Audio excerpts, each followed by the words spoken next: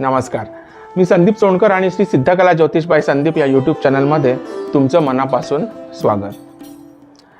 कधी तुम्ही विचार केला आहे की आपल्या आजूबाजूला भरपूर कंपन्यांमध्ये हजारो लोक काम करत असतात. त्यांची सेफ्टी, हेल्थ आणि एन्व्हायरमेंट यांची जबाबदारी कोण घेतं? याचं उत्तर आहे EHS. EHS म्हणजे एन्व्हायरमेंट, हेल्थ आणि सेफ्टी. EHS म्हणजे फक्त सेफ्टी रूल्स नाहीत, तर एक संपूर्ण सिस्टीम आहे जिची कामाच्या ठिकाणी माणसांची सुरक्षा, त्यांचं आरोग्य आणि वातावरणाचं म्हणजे एन्व्हायरमेंटचं संरक्षण या 3 गोष्टी सांभाळते. सोप्या भाषेमध्ये कंपनीमध्ये अपघात होऊ नयेत किंवा लोक आजारी पडू नयेत, तसंच वातावरणाला हानी पोहोचू नये याची काळजी घेणं म्हणजे EHS. आजकाल गव्हर्नमेंटचे नियम इतके कडक झालेत की त्यामुळे प्रत्येक कंपनीसाठी EHS हे आवश्यक झालं आहे. म्हणजे ते ऑप्शन नाही तर मॅन्डेटरी आहे.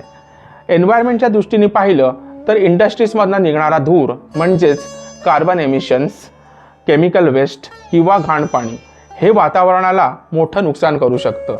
त्यातूनच ग्लोबल वॉर्मिंग सारख्या समस्या वाढू शकतात. जर हे योग्य प्रकारे कंट्रोल केलं नाही तर पोल्युशन वाढतं आणि त्याचा परिणाम आपल्या आरोग्यावर तसंच निसर्गावरही होतो. पुढील काळामध्ये पृथ्वी आणि निसर्गाला होणाऱ्या हानीपासून वाचवण्यासाठी EHS हे अत्यंत महत्त्वाचं डिपार्टमेंट आहे. EHS सिस्टीम कंपनीजला वेस्ट मॅनेजमेंट, त्याचप्रमाणे पोल्युशन कंट्रोल आणि रिसोर्सेसचा योग्य वापर शिकवतं.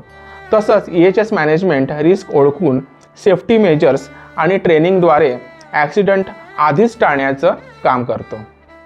म्हणजेच विकास करताना निसर्ग आणि माणूस दोघांचंही संरक्षण करणं हा EHSचा मुख्य उद्देश आहे. आता ज्योतिषशास्त्राच्या दृष्टीने पाहिलं तर EHS हे फील्ड संपूर्णपणे डिसिप्लिन, रिस्क मॅनेजमेंट, ॲनालिसिस आणि रिस्पॉन्सिबिलिटी यावर आधारित आहे आणि हे गुण आपल्या कुंडलीमध्ये अगदी स्पष्ट दिसतात. या क्षेत्रामध्ये शनिदेवांचं महत्त्व खूप आहे, कारण ते नियम, शिस्त, कॉम्प्लायन्स आणि जबाबदारी दर्शवतात. मंगळ हा risk, fire safety, emergency handling आणि ॲक्सिडेंट प्रिव्हेन्शन यासाठी महत्त्वाचा ठरतो. तर बुध हा ॲनालिसिस, डॉक्युमेंटेशन, ऑडिट आणि कम्युनिकेशनसाठी आवश्यक असतो. जर राहू केमिकल्स, पोल्युशन आणि हॅझार्डस एन्व्हायरमेंट आणि आधुनिक टेक्नॉलॉजी यांच्याशी संबंधित असल्यामुळे EHS फील्डशी जोडला जातो. याशिवाय गुरुदेव ज्ञान, नैतिकता म्हणजे एथिक्स आणि योग्य निर्णय क्षमता दर्शवतात, जे सेफ्टी पॉलिसीज, ट्रेनिंग आणि अवेअरनेस निर्माण करताना फार फार महत्त्वाचं ठरतं. हे ग्रह जेव्हा कुंडलीतील विशिष्ट भावांशी जोडले जातात तेव्हा या क्षेत्रामध्ये काम करण्याची शक्यता कुंडलीत अधिक स्पष्ट होते. 6वा भाव जो सर्व्हिस, कामाचं वातावरण, डेली रुटीन आणि हेल्थ इश्यूज दर्शवतो. 8वा भाव जो रिस्क, ॲक्सिडेंट्स आणि हिडन डेंजर्स दाखवतो. 10वा भाव जो प्रोफेशन आणि करिअर दर्शवतो. तसंच 11वा भाव हा गेन्स आणि प्रोफेशनल ग्रोथसाठी महत्त्वाचा असतो. या ग्रहांचा या भावांशी संबंध आल्यास EHS सारख्या क्षेत्रामध्ये काम करण्याची क्षमता दिसून येते. राशींच्या पातळीवर पाहिलं तर प्रॅक्टिकल आणि ॲनालिटिकल स्वभावाच्या राशी इथे जास्त प्रभावी ठरतात. म्हणजेच डिसिप्लिन आणि स्ट्रक्चरसाठी मकर राशी, ॲनालिसिस आणि परफेक्शनसाठी कन्या राशी, रिसर्च आणि इन्व्हेस्टिगेशनसाठी वृश्चिक राशी, तर टेक्नॉलॉजी आणि इनोव्हेशनसाठी कुंभ राशीचा प्रभाव दिसून येतो. केवळ रास पाहून निष्कर्ष काढले जात नाहीत, पण या राशी व्यक्तीच्या मूलभूत प्रवृत्ती नक्कीच दर्शवतात. नक्षत्रांच्या दृष्टीने पाहिलं तर काही नक्षत्र या क्षेत्रासाठी पूरक गुण देऊ शकतात.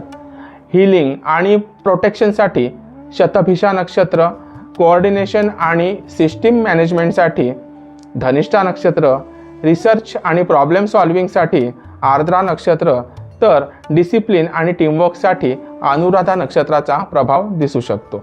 शिक्षणाच्या दृष्टीने पाहिलं तर सायन्स बॅकग्राऊंड असलेले विद्यार्थी या फील्डमध्ये सहज येऊ शकतात. पुढे सेफ्टी, एन्व्हायरमेंट आणि ऑक्युपेशनल हेल्थ यामध्ये स्पेशलायझेशन केल्यास त्यांना करिअर ग्रोथ चांगली मिळू शकते. सुरुवातीला EHS एक्झिक्युटिव्ह किंवा सेफ्टी ऑफिसर म्हणून निवड होते, तर पुढे जाऊन मॅनेजर, हेड किंवा कन्सल्टंटपर्यंत प्रगती करता येते. मित्रांनो, हा फील्ड ग्लॅमरस नसला तरी अत्यंत स्टेबल आणि रिस्पेक्टेबल आणि फ्युचर ओरिएंटेड आहे, कारण सेफ्टी आणि एन्व्हायरमेंट ही कोणत्याही कंपनीसाठी ऑप्शनल नसून आवश्यक आहेत. येणाऱ्या प्रत्येक काळात सस्टेनेबिलिटी आणि एन्व्हायरमेंटल अवेअरनेस अजून वाढणार आहे, त्यामुळे या फील्डची डिमांड ही नक्कीच वाढली जाणार आहे. शेवटी एक महत्त्वाची गोष्ट, फक्त ग्रह पाहून करिअर ठरत नाही, तर तुमचा इंटरेस्ट, तुमची क्षमता आणि तुमचं डेडिकेशन हे फार महत्त्वाचं ठरतं. ज्योतिषशास्त्र हे तुम्हाला दिशा दाखवतं, पण त्या दिशेने चालायचं काम तुमचंच असतं. हे विश्लेषण व्यापक स्वरूपावर आहे, त्यामुळे प्रत्येक व्यक्तीची कुंडली वेगळी असून तुम्हाला कोणत्याही महत्त्वाच्या निर्णयासाठी वैयक्तिक कुंडली एखाद्या अनुभवी ज्योतिषाकडनं तपासून घेणं, तसंच संबंधित क्षेत्रातील तज्ज्ञांकडनं मार्गदर्शन घेणं हे अत्यंत आवश्यक आहे. श्री सिद्धकला ज्योतिष बाय संदीप चॅनलला सबस्क्राईब करा, व्हिडिओला लाईक करा आणि या परिवाराचा भाग बना. ग्रह दिशा दाखवतात, पण यश हे तुमच्या प्रयत्न आणि कर्मानेच निश्चित होतं. धन्यवाद. जय ज्योतिष.